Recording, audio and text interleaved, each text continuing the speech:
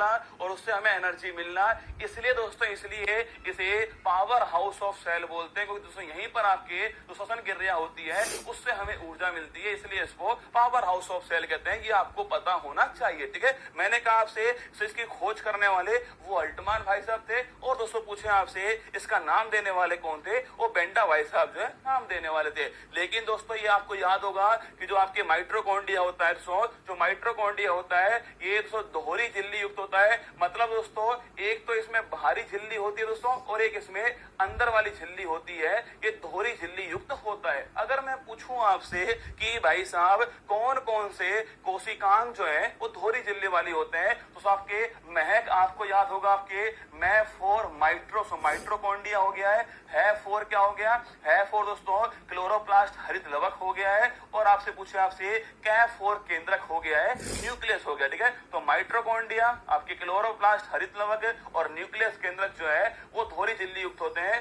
कभी कभी परीक्षा वाला आपसे ये सवाल पूछ लेता है, ठीक है। अगर दोस्तों एक सवाल पूछूं मैं आपसे, अगर रसगुल्ला आपके बाई चांस दोस्तों अगर पूछे आपसे, तो बाई चांस ये दोस्तों ये हो गया माइट्रोकॉन्ड्रिया। मैंने कहा आपसे ये दोहरी झिल्ली युक्त होता है, ये मैंने आपको अभी बोला, ठीक है। और मैंने आपसे कहा कि जो इसके अंदर जो है वो कौन सा पदार्थ होता है, इसके अंदर आपके जो द्रव पदार्थ होता है इसे कहते हैं मैट्रिक्स, ये भी हमने कल पढ़ लिया, ठीक है। अगर दोस्तों क्या हो, अगर रसगुल्ला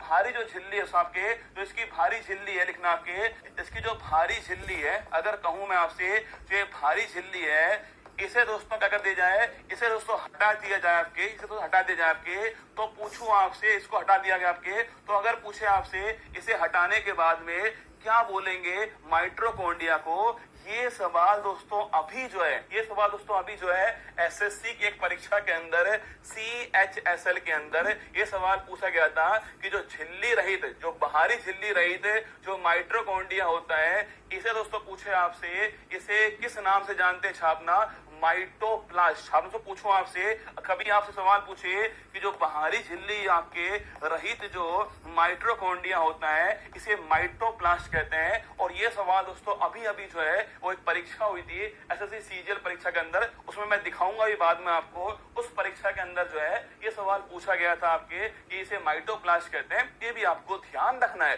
बड़ा महत्वपूर्ण सवाल है, अधिकांश किताबों में आपको नहीं मिलेगा सवाल, पर दोस्तों मेरा काम क्या है, परीक्षा में जो सवाल पहले पूछ लिया था ना उसको आपको जरूर पढ़ा दूंगा मैं यहाँ पर, वो जरूर देखकर आने वाला हूँ, ठीक है। तो देखिएगा, पूछे आपसे कि जो माइट्रोकॉन्ड्रिया होता है अगर उसकी बाहरी झिल्ली को मैं हटा देता हूँ आपके, तो आपके छापना जो माइट्रोकॉन्ड्रिया बचेगा उसे हम माइटोप्लास्ट कहते हैं, ये आपको ध्यान रखना है, ठीक है। आगे समझिएगा, अगर रसगुल्ला पूछूं आपसे, यहाँ दोस्तों रेस्पिरेशन होता है, आप श्वास लेते हो दोस्तों, मैंने कहा आप श्वास लेते हो और आपने रोटी ठोक ली, ग्लूकोज आपने ले लिया, आपके C6H12O6 आपने ग्लूकोज लिया, आपने आपके श्वास ली, ऑक्सीजन आ गया साथ में, और दोस्तों क्या होगा, ये जो ग्लूकोज है वो टूट जाएगा CO2 गैस के अंदर, जल के अंदर, और साथ में दोस्तों आपके एनर्जी मिलने वाली आपको 36 ATP जो एनर्जी है वो आपको प्राप्त होने वाली, कितने 36 ATP जो एनर्जी है वो आपको यहाँ पर मिलने वाली है। कहीं कहीं दोस्तों आपको मिलेगा कि इससे 38 ATP मिलती है, पर रसगुल्ला अभी दोस्तों आगे हम डिस्कस करेंगे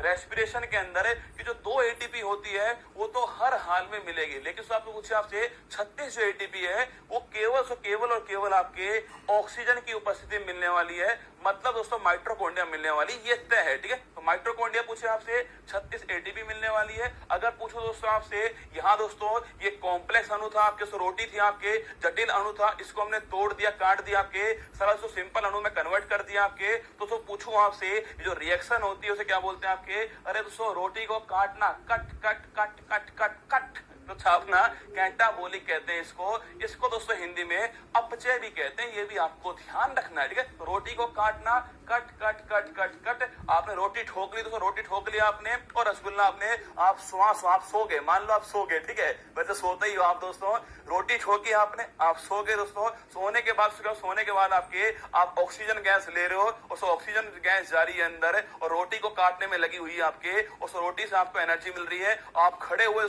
खड़े होते ही आप सोना बाबू से मिलने चले गए, वो एनर्जी कहां से आई रसगुल्ला, वो एनर्जी जो है आपके वो इसको काटने से आई है। तो छापना पूछे पूछे आपसे जो कॉम्प्लेक्स जो आपके अणु होता है अगर सो आपके वो सिंपल अणु में कन्वर्ट होता है आपके, तो इसे बोलते हैं catabolic reaction. Cut cut cut. तो कभी परीक्षा वाला पूछे आपसे कि जो श्वसन होता है, जो रेस्पिरेशन होता है, वो कैसी रिएक्शन होती है, कैटाबोलिक होती है, ये आपको ध्यान रखना है। अब आपको याद हो चुका होगा, ठीक है। मैंने कहा आपसे इसमें दोस्तों 36 एटीपी निकलता है, मतलब आपके एटीपी की फुल फॉर्म होती है एडिनोसिन ट्राइफॉस्फेट होता है। इसे ऊर्जा की मुद्दा कहते हैं। आपके माइटोकॉन्ड्रिया में जो ऊर्जा बनती है वो